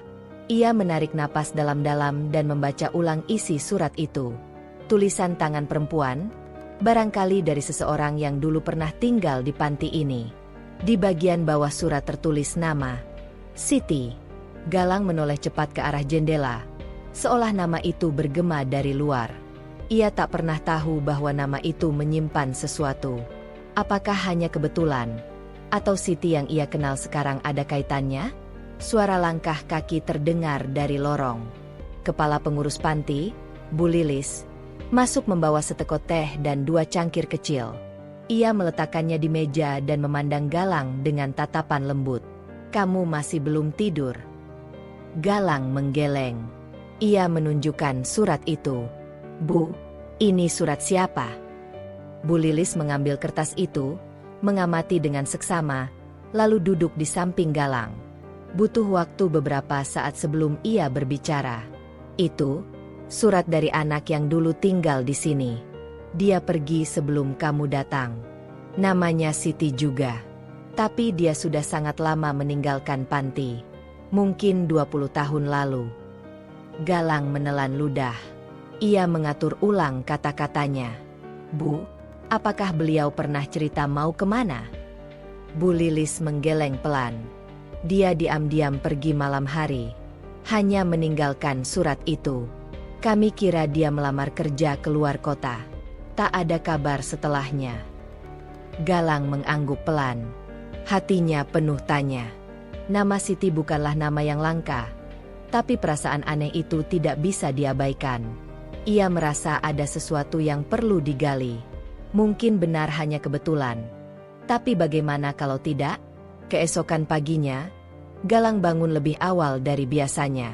Ia menyempatkan diri untuk membantu membersihkan halaman sebelum berangkat ke tempat Jono dan Siti. Di sepanjang perjalanan menuju gerobak es krim yang biasa mereka dorong dari ujung jalan, isi kepalanya terus dipenuhi surat itu. Setibanya di tempat Jono dan Siti biasa memulai perjalanan, Galang melihat Siti sedang menata koun dan Jono sedang memeriksa roda gerobak. Ia mendekat dengan langkah hati-hati, lalu menyapa. "Pagi, Bu Siti." Siti tersenyum. "Pagi juga, Galang. Sudah siap kerja keras hari ini?" Galang mengangguk. Lalu setelah beberapa detik keraguan, ia membuka mulut. "Boleh tanya sesuatu yang agak pribadi?" Siti menatapnya dengan alis sedikit terangkat, namun tetap tersenyum. "Tanya saja, Nak. Apakah ibu pernah tinggal di panti asuhan waktu kecil?" Pertanyaan itu menghentikan tangan Siti sejenak. Ia menoleh pada Galang, lalu memalingkan wajah ke arah jalan. Butuh waktu lama sebelum ia menjawab, dan ketika jawabannya keluar, suaranya pelan. "Iya." Galang menahan napas. "Apakah ibu pernah tinggal di panti asuhan Melati di Kota Tengah?" Siti memejamkan mata. Ia menarik napas dalam-dalam, seolah membangkitkan kembali ingatan yang telah lama terkubur. "Kamu tahu dari mana?" Galang mengeluarkan kertas yang ia temukan. "Saya menemukan ini kemarin. Tertulis nama ibu." Siti menerima kertas itu dengan tangan yang sedikit gemetar. Ia membacanya pelan-pelan, dan tak lama air matanya mengalir diam-diam. Jono yang menyadari hal itu, menghampiri dan bertanya, tapi Siti hanya menggeleng pelan, lalu menoleh ke Galang. "Ya, surat ini aku tulis malam sebelum aku pergi dari panti. Aku takut. Aku ingin hidup bebas, ingin bekerja, ingin tahu seperti apa dunia di luar tembok-tembok panti itu. Tapi aku juga takut mengecewakan Bu Lilis. Jadi aku pergi tanpa pamit." Jono terdiam. Ia memegang lengan Siti pelan. "Kenapa kamu tak pernah cerita?" Siti menatap Jono. "Karena aku mengubur masa lalu itu. Aku pikir, kalau aku bisa bertahan hidup dan membangun sesuatu, aku tak perlu menoleh ke belakang. Tapi ternyata tidak semudah itu." Galang duduk di trotoar, masih memegang tongkat di pangkuan. Bu Lilis masih mengingat ibu, dan dia tidak marah. Beliau bilang, "Mungkin ibu sedang mencari kehidupan." Siti menyeka air matanya. "Aku ingin menemuinya. Tapi aku malu. Aku bukan siapa-siapa sekarang." Jono tersenyum pelan. "Kamu bukan siapa-siapa. Kamu istri yang baik, penjual yang jujur. Dan kamu ibu bagi banyak anak-anak di sekitar sini, termasuk bagi Galang." Ucapan itu membuat Galang menunduk. Ia tidak ingin menangis, tapi matanya mulai panas. Siti membelai kepala Galang dengan lembut. "Terima kasih sudah menemukan surat ini. Mungkin ini saatnya aku kembali. Bukan untuk tinggal, tapi untuk meminta maaf." Jono mengangguk. "Kita ke sana akhir pekan ini." Siti menatap mata Galang. "Mau ikut?" Galang mengangguk cepat. Pagi itu, hari terasa berbeda. Bukan karena gerobak mereka lebih ringan, atau karena penjualan lebih ramai, tapi karena sesuatu telah dibuka dari masa lalu, dan untuk pertama kalinya, Siti merasa bisa bernapas lebih lega. Suasana pagi itu terasa lebih sunyi dari biasanya. Meski matahari mulai meninggi di ufuk timur, udara masih mengandung kelembaban sisa embun semalam. Galang bangun lebih awal dari penghuni panti lainnya. Ia duduk di tepi ranjang, tangannya meraba tongkat kayu yang selalu berada di samping tempat tidurnya. Hari ini, ia akan menemani Jono dan Siti kembali ke tempat yang sudah lama ditinggalkan Siti. Sebuah perjalanan menuju masa lalu, yang penuh luka, namun juga mungkin membawa harapan. Bu Lilis sudah mengetahui rencana itu sejak malam sebelumnya. Reaksinya tidak menunjukkan kemarahan, melainkan kelegaan yang tertahan. Ia hanya menatap Galang dan berkata, "Kalau memang dia datang, aku akan menunggu. Tidak untuk menuntut, hanya untuk mendengarkan." Siti terlihat gugup pagi itu. Ia mengenakan pakaian sederhana, kerudung warna biru muda yang bersih tapi tidak baru. Tangannya gemetar saat mengikatkan tali sepatu. Jono mencoba menenangkannya dengan humor ringan, tapi tidak sepenuhnya berhasil. Perjalanan menuju panti bukanlah perkara fisik semata. Itu adalah perjalanan batin yang sudah ia tunda selama bertahun-tahun. Mereka menumpang angkutan kota menuju kawasan tengah. Galang duduk di samping Siti, sesekali memandang keluar jendela. Hatinya campur aduk. Ia tidak tahu apakah kehadirannya bisa membantu, atau malah membuat suasana menjadi lebih tegang. Namun ada sesuatu yang mendorongnya untuk tetap ikut. Entah karena rasa penasaran, atau karena dorongan yang lebih dalam, mungkin semacam ikatan yang belum bisa dijelaskan. Ketika kendaraan berhenti di gerbang depan panti asuhan Melati, Siti tidak langsung turun. Ia menarik napas panjang, lalu menggenggam tangan Jono erat. Galang menatap bangunan itu lekat-lekat. Tidak banyak berubah sejak terakhir ia melihatnya dari dalam pagar. Dinding putihnya masih kokoh, halaman depannya tetap bersih, dan suara anak-anak kecil terdengar samar dari balik pintu besar. Mereka bertiga melangkah masuk dengan langkah pelan. Beberapa anak yang sedang bermain di halaman menoleh dan berhenti tertawa.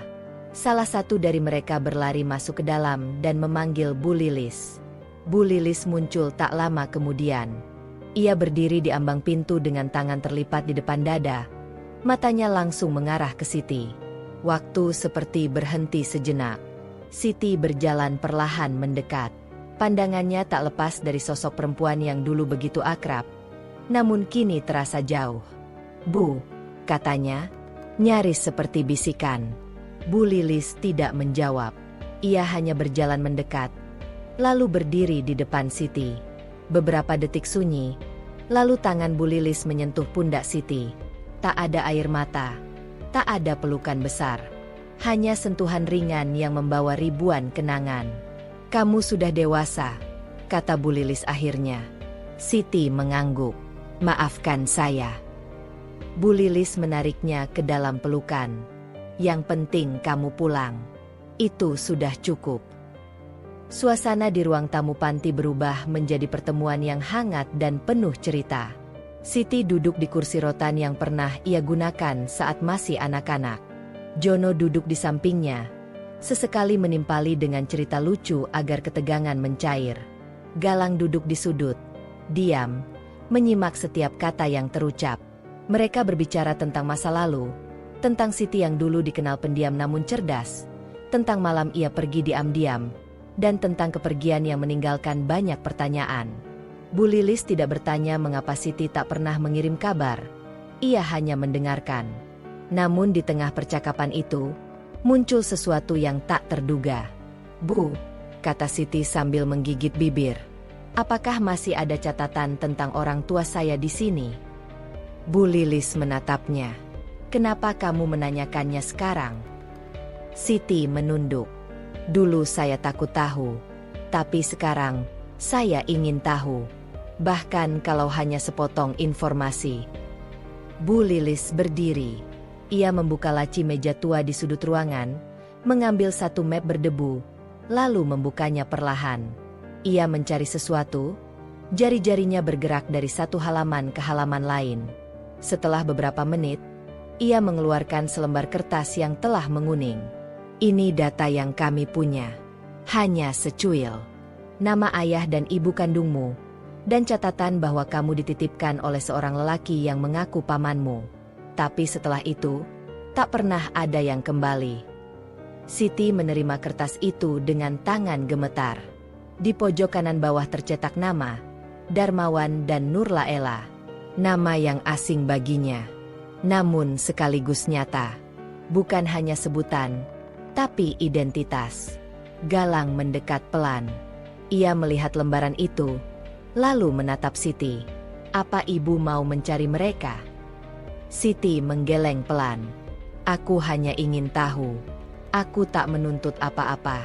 Tapi jika mereka masih hidup, aku ingin melihat mereka dari jauh." Jono memegang tangan Siti. "Kita bisa cari, pelan-pelan. Hari itu menjadi awal dari sesuatu yang lebih besar dari sekadar reuni. Itu adalah lembaran baru. Bukan hanya bagi Siti, tapi bagi Galang juga. Jono menggulung karpet lusuh yang tergeletak di sudut lapak es krimnya sambil menghela napas. Ia tahu hari ini tak bisa berjualan karena ada janji yang tak bisa ditunda. Galang berdiri di dekat gerobak, membenahi bagian-bagian yang mulai longgar, memeriksa baut roda dan mengusap kaca kecil di sisi gerobak yang retak sedikit di ujung. Mereka berdua tahu, setelah hari ini, sesuatu dalam hidup mereka mungkin akan berubah. Siti berdiri di pintu rumah kecil mereka, menatap dua laki-laki itu dalam diam. Ia sudah membuat bekal sederhana, nasi bungkus dengan telur dadar dan sambal kering. Perjalanan hari ini bukan perjalanan biasa. Mereka akan mencoba menelusuri satu nama yang muncul dari secari kertas tua yang ditemukan Bu Lilis di laci panti. Nama ayah kandung Siti, Darmawan. Tidak ada alamat, tidak ada petunjuk tambahan, hanya nama dan satu catatan samar. Pernah tinggal di daerah Cipaku sekitar 2 dekade lalu. Galang menatap wajah Jono ketika mereka berjalan meninggalkan rumah. Langkah kaki Jono memang tidak sekuat dulu, tapi semangatnya tak pernah mengecil. Sementara Siti tampak lebih banyak diam. Dalam pikirannya berkecamuk banyak kemungkinan. Bagaimana jika Darmawan sudah tidak ada? Bagaimana jika ia tidak mau bertemu? Bagaimana kalau ternyata Siti tidak diinginkan sejak awal? Kendaraan umum yang mereka tumpangi berguncang hebat saat melintasi jalanan berlubang menuju Cipaku. Sepanjang jalan, Galang mencatat papan-papan nama toko dan warung yang mereka lewati. Ia tahu memori tak bisa diandalkan sepenuhnya, maka ia menuliskannya di buku kecil miliknya yang selalu ia bawa di tas selempang usang pemberian Jono. Sesampainya di Cipaku, suasana langsung menyergap mereka dengan aroma tanah basah dan suara ayam yang berkotek di pekarangan rumah-rumah tua. Daerah itu terasa seperti waktu yang tertinggal. Rumah-rumah kayu berdiri dalam diam, beberapa tampak lapuk, dan sisanya tertutup tumbuhan liar. Mereka bertanya dari satu rumah ke rumah lainnya, menyebut nama Darmawan, menunjukkan kertas catatan, berharap ada satu orang tua yang masih ingat atau pernah mendengar nama itu. Di warung kopi yang mereka singgahi di dekat pos ronda, seorang lelaki berusia senja yang duduk di kursi plastik memberi respons yang berbeda dari sebelumnya. Darmawan. Lelaki itu mengulang nama itu sambil menyesap kopi hitam. Kalau tidak salah, dulu ada tukang kayu namanya itu.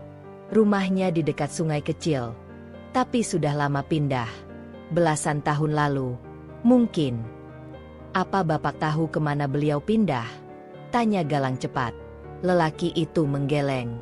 Waktu itu ada kejadian besar. Kabarnya anaknya hilang, lalu istrinya meninggal setahun kemudian. Setelah itu dia menghilang. Ada yang bilang dia pindah ke daerah selatan, ke rumah saudaranya. Siti menunduk. Matanya mulai basah. Ia tak tahu harus merasakan apa. Galang menyentuh bahu Siti perlahan. Di saat seperti ini, kata-kata rasanya tak lebih kuat dari diam yang tulus. Setelah mendapat petunjuk itu, mereka melanjutkan pencarian ke arah selatan, menyusuri jalur setapak yang hanya bisa dilalui dengan ojek. Di sepanjang perjalanan, mereka melihat ladang, sawah, dan sesekali rumah-rumah panggung berdinding bambu. Siti menggenggam tangan Jono erat saat motor yang mereka tumpangi melewati jembatan sempit di atas sungai kecil. Setelah 1 jam, mereka tiba di sebuah dusun kecil bernama Cikaso. Tak banyak rumah di sana, tapi suasananya damai. Mereka langsung menuju rumah kepala dusun, seorang perempuan tua bernama Bu Rasmi yang tinggal di rumah panggung dengan halaman luas penuh tanaman obat. Setelah mendengar cerita mereka, Bu Rasmi mengangguk pelan. Darmawan tinggal di rumah di ujung kampung. Sudah 10 tahun dia di sini. Hidup sendiri. Tak banyak bicara dengan orang. Langkah mereka semakin pelan ketika menyusuri jalan tanah menuju rumah di ujung dusun. Rumah itu berdiri di antara pohon jati dan semak liar. Catnya memudar, pintunya setengah terbuka. Siti berhenti beberapa meter dari pintu, menatapnya lekat-lekat. Galang yang sejak tadi hanya mendampingi, kali ini melangkah maju dan mengetuk pintu perlahan. Butuh waktu sebelum suara langkah terdengar dari dalam. Seorang lelaki tua dengan rambut sebagian besar memutih muncul di ambang pintu. Wajahnya penuh garis waktu, matanya sedikit sayu, namun tatapannya tajam dan penuh keraguan. "Iya?" tanyanya dengan suara dalam. Galang menelan ludah. Ia menoleh ke Siti yang berdiri diam di belakangnya. Akhirnya Siti maju beberapa langkah. "Bapak Darmawan?" tanyanya pelan. Lelaki itu terdiam. Ia memandang Siti, menelusuri wajahnya dengan matanya yang bergetar. "Siapa kamu?"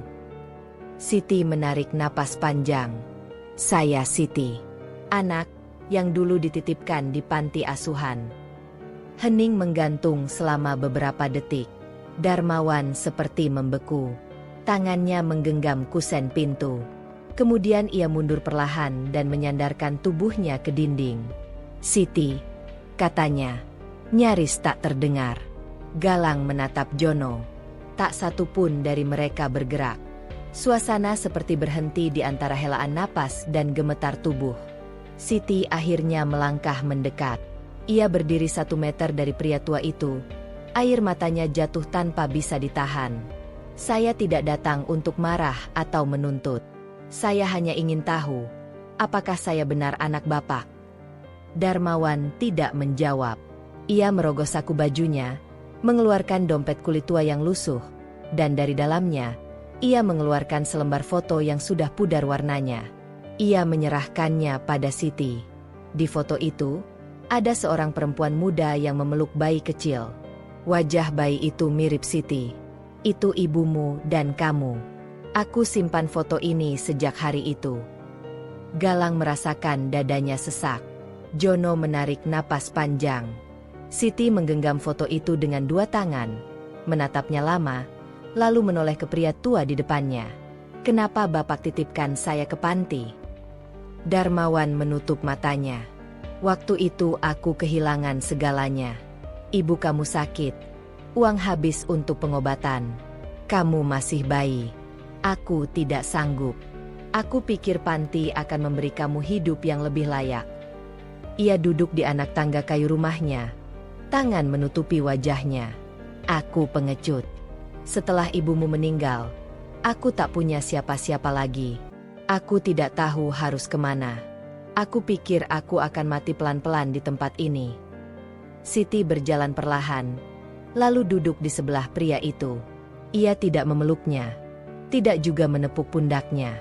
Ia hanya duduk, bersebelahan, dan itu sudah cukup. Galang menatap langit yang mulai berubah warna. Senja menggantung di cakrawala. Ia tahu, sesuatu baru saja pulih. Mungkin tidak sempurna, mungkin tidak semua terjawab. Tapi pertemuan itu seperti membuka jalan bagi hal-hal lain yang lebih besar. Pagi berikutnya mereka sudah bersiap kembali ke kota. Galang membantu Jono menaikkan keranjang berisi barang-barang kecil ke atas ojek yang sudah mereka pesan malam sebelumnya. Siti duduk di bangku bambu dengan wajah penuh pertimbangan. Pandangannya tertuju ke arah pohon rambutan yang rindangnya melindungi halaman kecil rumah itu dari sengatan matahari pagi. Galang menghampiri dan menyodorkan segelas air putih. "Bu, ojeknya sudah datang. Tapi kalau ibu mau tinggal lebih lama, saya bisa tinggal menemani." Siti menggeleng pelan. "Tidak, Galang. Kita pulang. Aku hanya butuh waktu sedikit untuk mengunci semua ini dalam hati.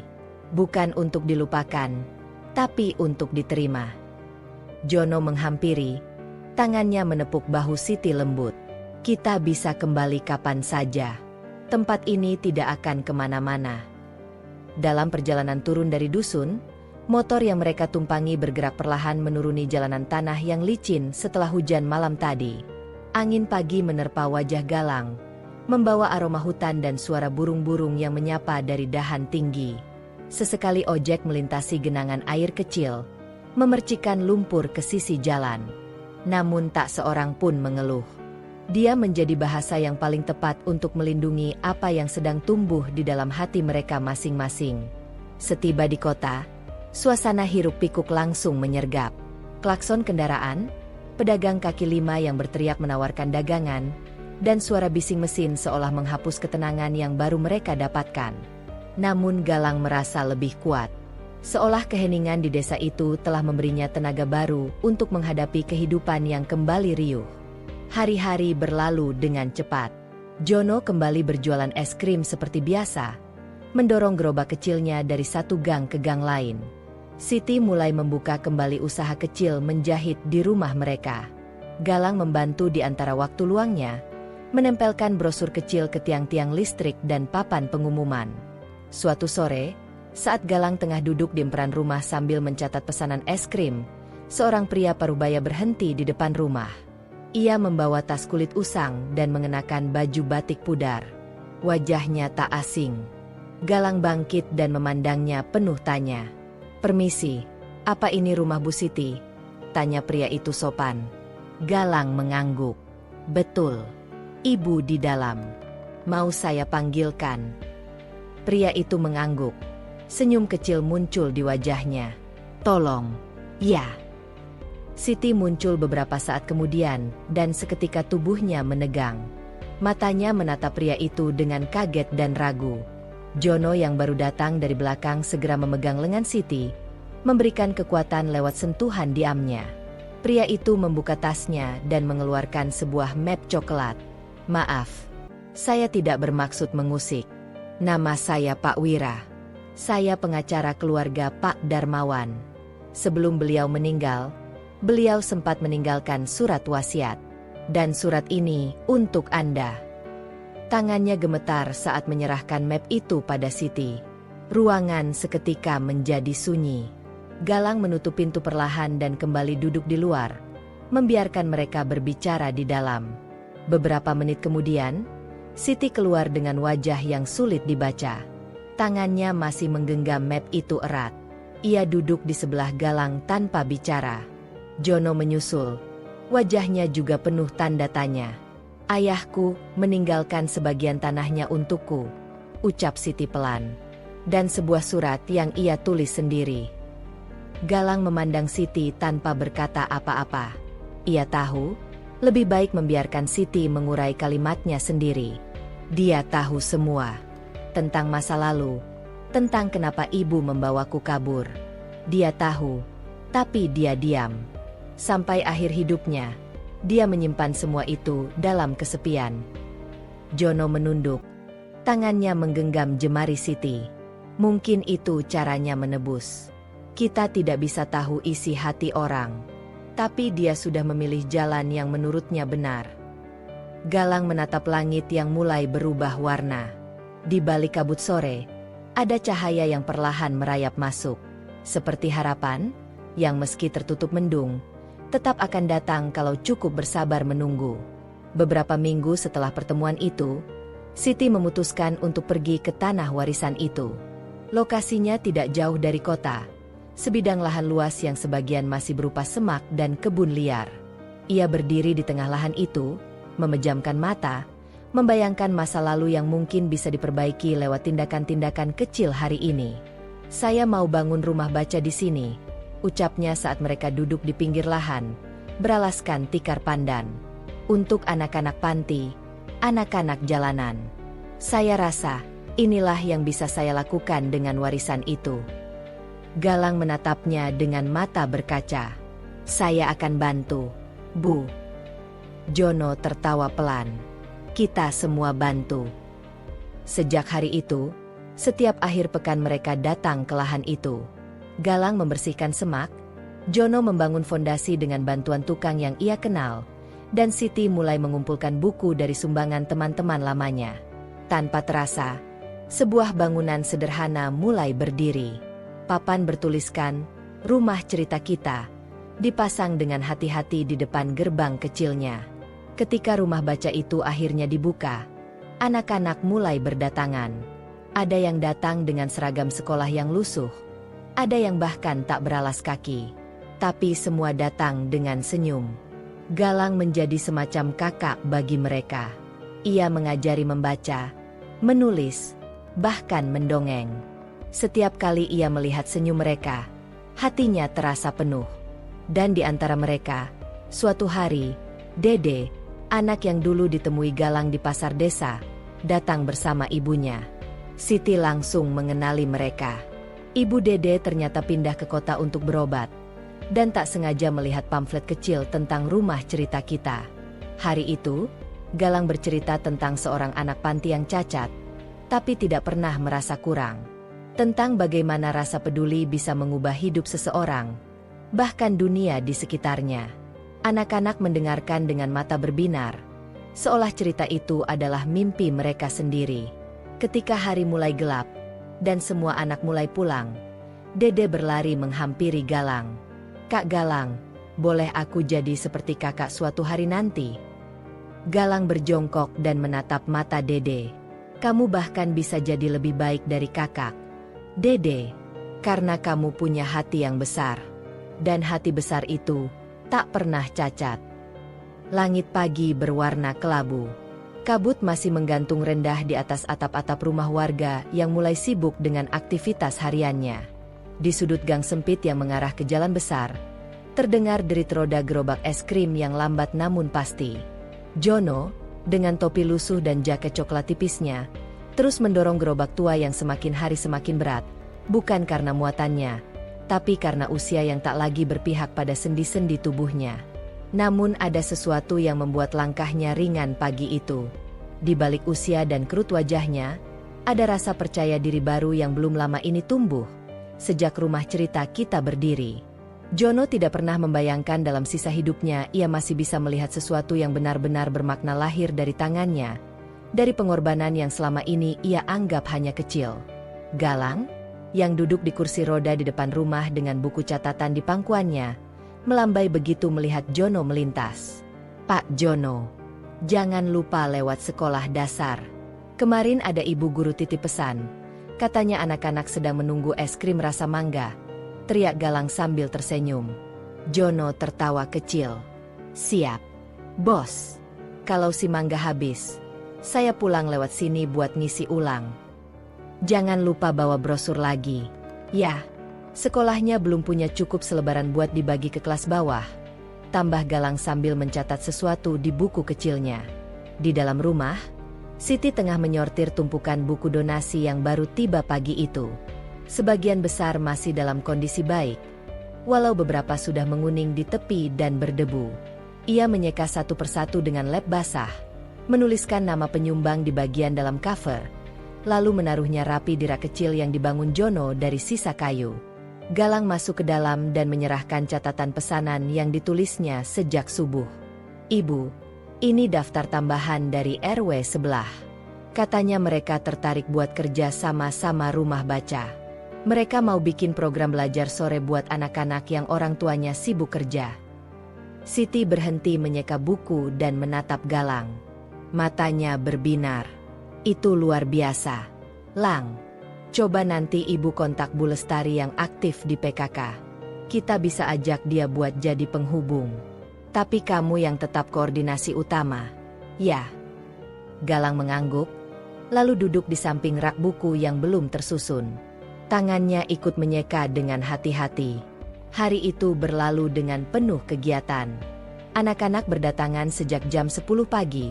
Beberapa langsung duduk di teras membaca, sementara yang lain menunggu giliran masuk ruang cerita. Di dalam, Siti membacakan buku bergambar tentang seekor kelinci yang ingin belajar terbang. Anak-anak terkekeh saat Siti menirukan suara kelinci dengan nada tinggi yang jenaka.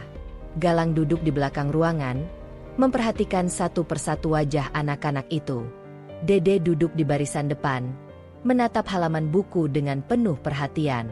Di sebelahnya, seorang anak baru bernama Naira, tampak masih malu-malu.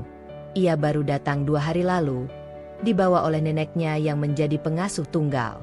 Setelah sesi membaca selesai, anak-anak dipersilakan keluar untuk bermain atau menggambar.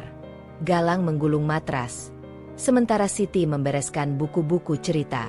Tiba-tiba terdengar suara gaduh dari luar. Galang segera mendorong kursi rodanya ke halaman depan.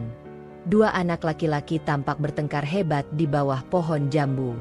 Salah satu menarik baju yang lain, sementara temannya berusaha membalas dengan dorongan keras. Kenapa ribut?" teriak Galang. Anak-anak lain langsung menyingkir, memberi ruang saat Galang mendekat. Dede dan Naira menghampiri dari arah taman belakang. Wajah mereka cemas. Itu, Kak. Bima rebutan spidol sama Ardi. Katanya Bima bilang Ardi nggak bisa gambar bagus.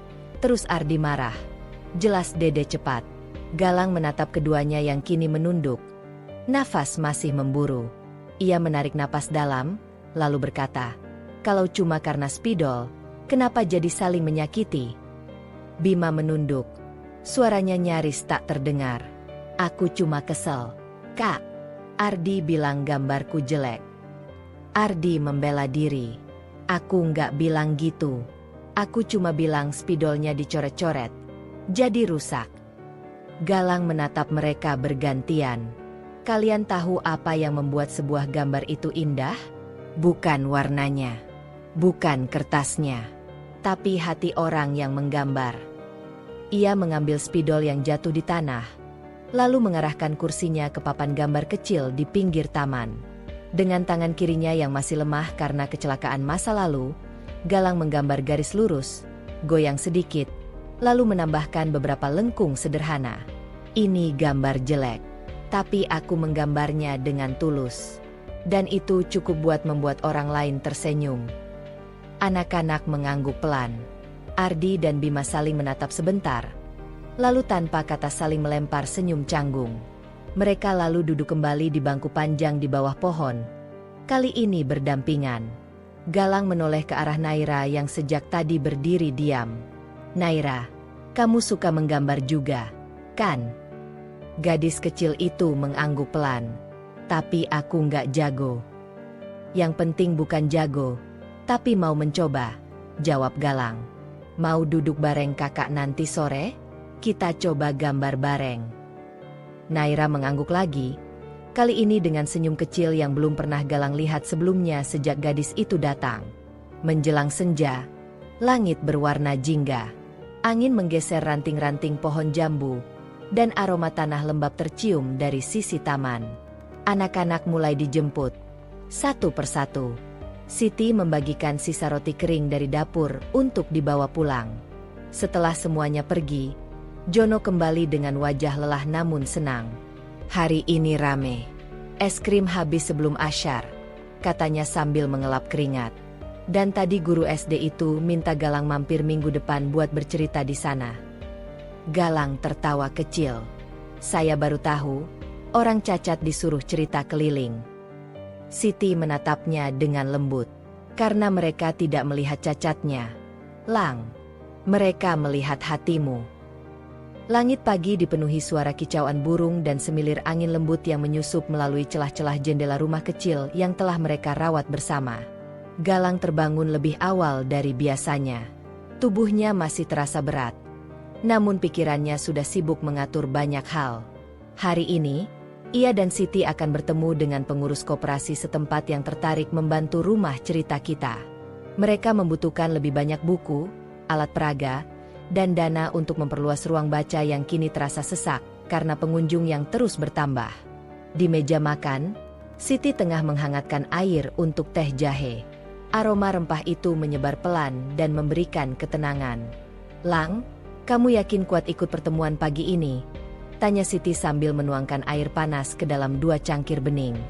Galang mengangguk. "Ibu tenang saja. Saya sudah siap. Ini bukan hanya soal pertemuan. Saya ingin tunjukkan bahwa kita memang pantas dibantu." Jono masuk beberapa menit kemudian, masih dengan baju lapangan dan jaket tipisnya. Wajahnya tampak segar. Ia baru selesai memeriksa kondisi gerobaknya dan memastikan semua roda tidak macet. "Aku antar kalian naik motor sampai balai warga," ujarnya sambil duduk di bangku kayu dekat dapur. "Setelah itu aku langsung jalan jualan. Nanti sore kita kumpul lagi di sini." Siti menatap Jono penuh syukur. Meski lelaki tua itu hanya penjual es krim, ia sudah menjadi bagian penting dari mimpi kecil mereka. Setelah sarapan singkat, ketiganya berangkat ke balai warga. Jalanan kampung mulai ramai. Beberapa anak menyapa Galang dari kejauhan, melambaikan tangan sambil tertawa. Di depan balai, sudah menunggu beberapa orang. 2 ibu dari koperasi, 1 perangkat RT, dan 1 orang pria parubaya yang memperkenalkan dirinya sebagai Ketua Koperasi Sahabat Sejahtera. Pertemuan dimulai tanpa banyak basa-basi. Galang mempresentasikan secara ringkas perkembangan rumah cerita kita sejak 2 bulan terakhir. Ia menunjukkan foto-foto kegiatan, grafik pertumbuhan jumlah pengunjung, serta rencana pengembangan yang ingin mereka wujudkan. Kami tidak ingin membangun gedung besar atau sesuatu yang mewah. Kami hanya ingin anak-anak di sini punya ruang untuk tumbuh, belajar, dan bermimpi. Kalau ada yang bisa membantu kami menyediakan buku bekas atau alat edukatif, kami sangat terbuka, ujar Galang dengan suara tenang tapi penuh keyakinan. Salah satu ibu dari koperasi mengangguk sambil mencatat. Saya sendiri sudah dengar banyak dari anak saya soal tempat ini. Dia senang sekali kalau sore diajak main ke rumah baca itu.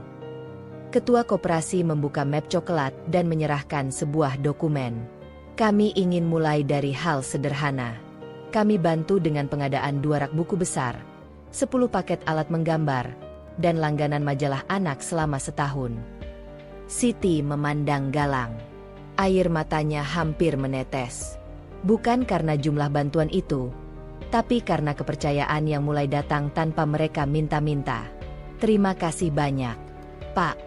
Ini luar biasa berarti untuk kami, kata Siti sambil membungkuk. Dan satu lagi, lanjut Ketua Koperasi, kami ingin jadikan rumah cerita kita sebagai lokasi rintisan untuk program literasi keluarga yang akan kami kembangkan. Kalau cocok, kita bisa ajukan kerjasama ke tingkat kecamatan. Pulang dari pertemuan itu, langkah mereka terasa ringan meski matahari sudah mulai menyengat. Jono, yang sempat menunggu sebentar sebelum berangkat jualan, tertawa saat mendengar berita itu. Nah, ini baru kabar yang bisa dibawa pulang sambil jualan es krim. Sore itu, Galang duduk di depan rumah sambil menuliskan laporan singkat untuk ditempel di papan informasi rumah baca. Ia menambahkan kalimat di bagian akhir, kepercayaan yang tumbuh dari kejujuran akan berbuah harapan yang bertahan. Saat senja turun, anak-anak berdatangan. Naira membawa adiknya yang masih balita. Dede membawa buku cerita baru yang dipinjam dari perpustakaan sekolah. Bahkan Ardi dan Bima, yang sempat bertengkar beberapa hari lalu, kini duduk berdampingan di sudut ruang belajar, menulis cerita bersama. Di sela suasana itu, Galang mengamati satu persatu wajah mereka. Ada harapan di sana. Ada semangat yang dulu hanya ia lihat dalam mimpinya, kini hadir nyata dalam wujud anak-anak kecil yang tak takut bermimpi, meski dunia mereka sempit dan kadang keras. Siti memanggil Galang dari dapur, menyodorkan sepiring kecil singkong goreng hangat. Kamu belum makan sejak pagi. Ambil tenaga. Malam ini ada tamu. Tamu siapa? Bu. Pak RT dan istrinya. Mereka bilang ingin bantu buatkan tempat duduk di taman belakang. Sekalian bawa tukang. Galang mengangguk, lalu tersenyum kecil. Ia tahu, semua ini baru permulaan. Tapi dari langkah-langkah kecil ini, pelan-pelan ia merasa telah menemukan tempatnya di dunia. Bukan hanya sebagai anak panti, bukan hanya sebagai penyintas kecelakaan, tapi sebagai seseorang yang memberi jalan bagi orang lain untuk ikut berjalan. Hari itu langit mendung sejak pagi. Awan kelabu menggantung rendah di atas langit kampung. Tapi itu tak menghentikan semangat anak-anak yang tetap datang ke rumah cerita kita. Galang berdiri di depan jendela, memandangi halaman kecil yang kini mulai dipenuhi tanaman merambat, pot-pot bunga hasil sumbangan, dan bangku panjang dari semen yang baru dibangun 2 hari lalu. Anak-anak berdatangan satu persatu. Sebagian membawa buku pinjaman yang sudah waktunya dikembalikan. Ardi bahkan membawa 2 buku tulis kosong. Katanya ingin mulai menulis cerita sendiri. Galang menyambut mereka dengan senyum hangat, lalu duduk di kursi kayunya yang biasa, menyalakan lampu baca di pojok ruangan. Namun, di balik senyumnya, pikiran Galang terusik oleh satu hal yang sejak kemarin mengganggunya. Ada surat datang dari seorang donatur yang selama ini diam-diam membantu menyediakan buku dan perlengkapan alat tulis.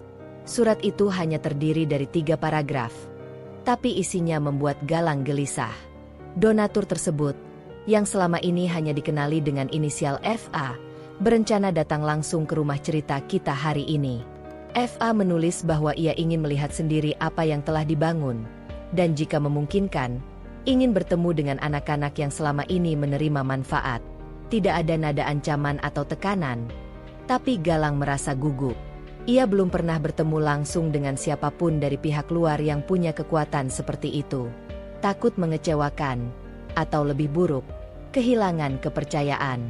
Siti datang membawa secangkir teh manis dan meletakkannya di dekat meja.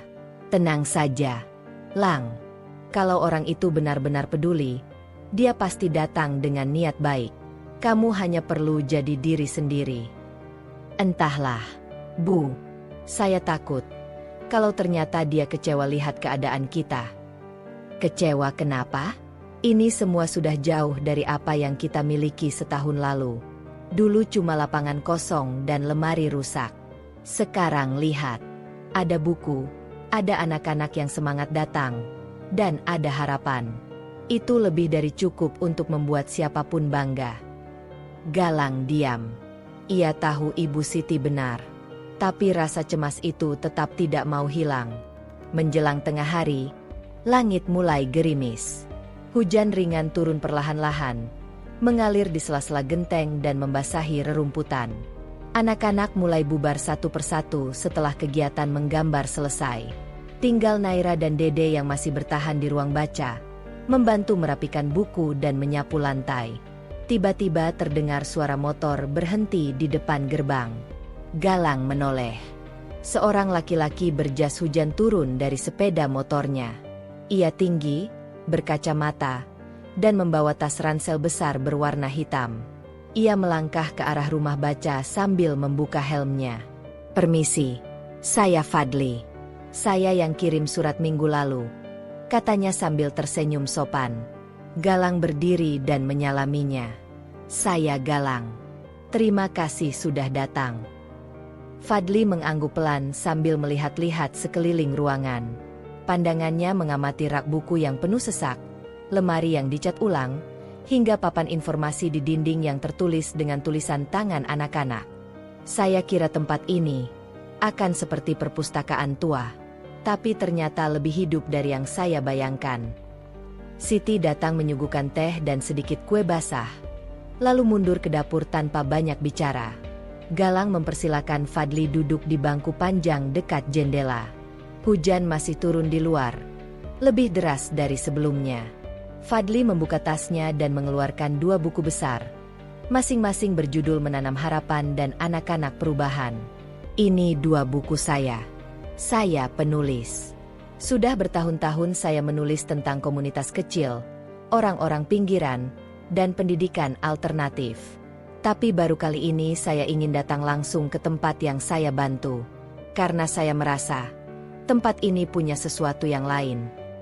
Galang menerima buku itu dan membukanya pelan. Halaman pertama bertuliskan tangan, "Untuk Galang dan semua anak hebat yang terus bertahan walau dunia tidak selalu adil." Fadli melanjutkan, "Saya tidak tahu banyak tentang kamu, tapi laporan-laporan dan foto kegiatan yang saya terima dari relawan cukup buat saya percaya. Dan saya ingin bantu lebih. Tapi sebelum itu, saya ingin mendengar langsung, apa sebenarnya yang ingin kalian capai? Apa mimpi besarnya?" Pertanyaan itu membuat Galang terdiam sejenak. Ia tidak segera menjawab. Suara hujan membentuk jeda panjang, seolah semesta pun menunggu jawabannya. "Saya ingin anak-anak di sini tumbuh percaya bahwa mereka berharga. Bahwa meski mereka datang dari panti atau keluarga yang serba kekurangan, mereka bisa memilih jalan mereka sendiri. Saya ingin tempat ini jadi awal, bukan pelarian." Fadli menatapnya dalam. "Kamu tahu, saya pernah di posisi itu. Saya juga anak panti. Dulu, saya tahu rasanya dipandang sebelah mata. Tapi waktu saya mulai menulis, saya belajar bahwa kisah kita bisa jadi kekuatan. Tempat ini, kalau kamu mau, bisa jadi percontohan untuk proyek nasional. Saya bisa bantu ajukan ke lembaga, media, bahkan kementerian." Galang menelan ludah. Ia tak pernah membayangkan sejauh itu. "Kalau kamu setuju," lanjut Fadli, "saya akan mulai menulis kisah tentang rumah cerita kita. Tentang kamu. tentang Jono, Siti, dan anak-anak yang datang ke sini. Tapi saya minta satu hal, jangan pernah ubah tujuan tempat ini hanya untuk terlihat baik di media. Galang mengangguk. Ia tidak bicara, tapi matanya menyimpan sesuatu yang lebih dalam dari sekadar kata-kata. Malam itu, setelah Fadli pergi dan hujan reda, Galang duduk lama di ruang baca. Ia membuka satu persatu buku donasi dari Fadli, membaca sepintas beberapa kisah yang tertulis di dalamnya. Ada cerita tentang sekolah bambu di Papua, tentang taman baca di kaki gunung, dan tentang seorang ibu yang membuka kelas mengaji di tengah pemukiman kumuh. Ia merasa seperti menemukan cermin. Tidak sempurna, tapi cukup jujur untuk membuatnya berani terus melangkah. Saat itulah seseorang datang mendekat. Seorang lelaki parubaya, berpakaian rapi, membawa map dan mengenakan kacamata hitam. Langkahnya tegap, tatapannya serius. Ia berhenti di depan gerobak dan menatap Galang cukup lama. "Namamu Galang?" tanyanya. Galang menatap Jono sekilas, kemudian mengangguk pelan. "Nama saya Pak Rendra. Saya dari Dinas Sosial. Bisa bicara sebentar?" Wajah Jono menegang. Siti yang baru saja duduk langsung bangkit. "Ada apa ya, Pak?" tanyanya. Nadanya hati-hati. "Saya tidak bermaksud mengganggu," jawab Pak Rendra. "Tapi saya diminta mencari anak bernama Galang dari Panti Asuhan Cahaya Bunda. Ada laporan bahwa dia hilang sejak beberapa minggu lalu." Jono berdiri pelan. Galang menunduk. Hatinya berdegup tak karuan. Rasa nyaman yang baru tumbuh itu tiba-tiba seperti pohon yang akarnya diguncang. "Galang bersama kami, Pak," kata Jono akhirnya. "Dia tidak hilang. Dia memilih pergi."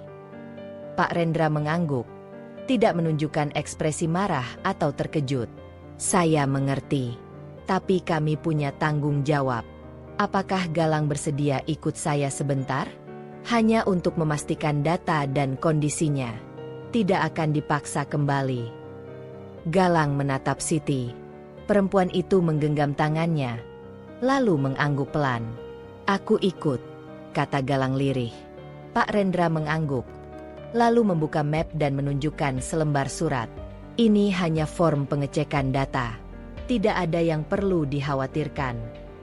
Galang mengikuti Pak Rendra ke mobil dinas yang terparkir di pinggir jalan. Jono dan Siti mengikuti dari belakang dengan wajah cemas. Di dalam mobil, suasana tegang. Tapi Pak Rendra mulai bicara dengan nada lembut, menjelaskan bahwa pihak panti asuhan baru sadar bahwa Galang tidak kabur, melainkan pergi setelah merasa tertekan oleh pengurus baru yang menggantikan Bu Lastri. "Saya sudah menginterogasi kepala panti sekarang," kata Pak Rendra. "Dan dari hasil wawancara, saya rasa tempatmu di sana sudah tidak layak." Galang menoleh cepat.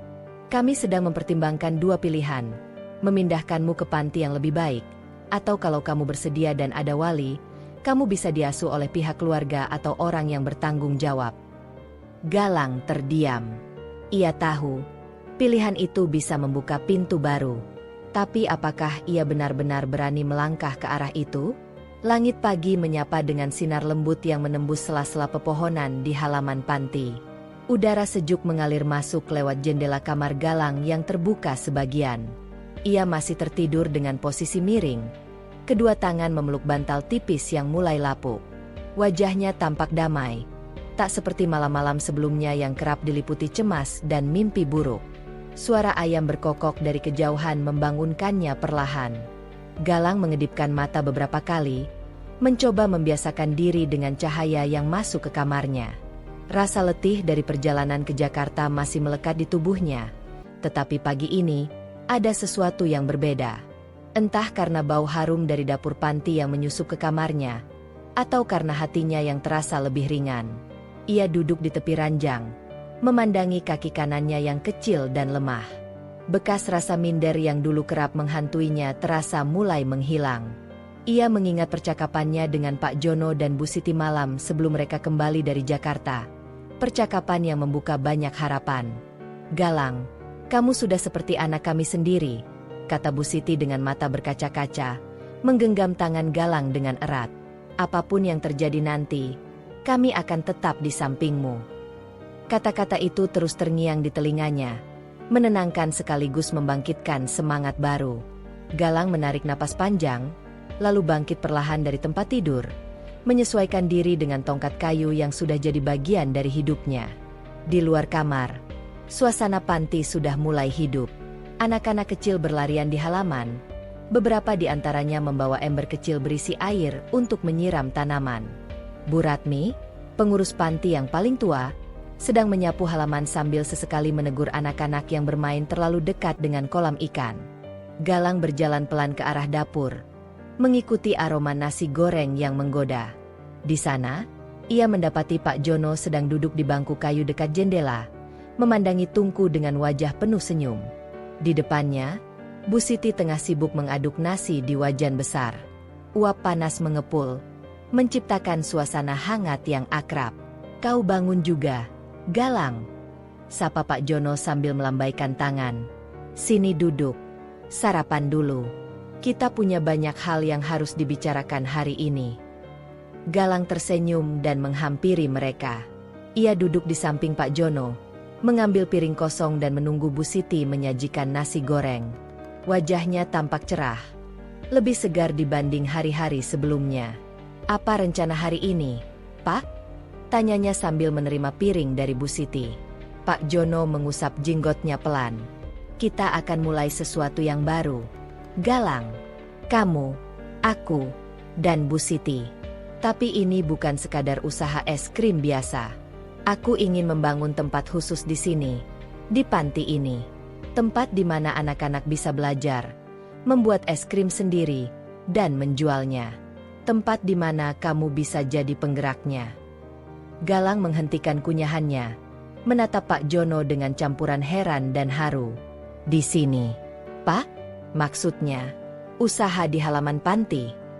"Ya, kita punya halaman belakang yang cukup luas.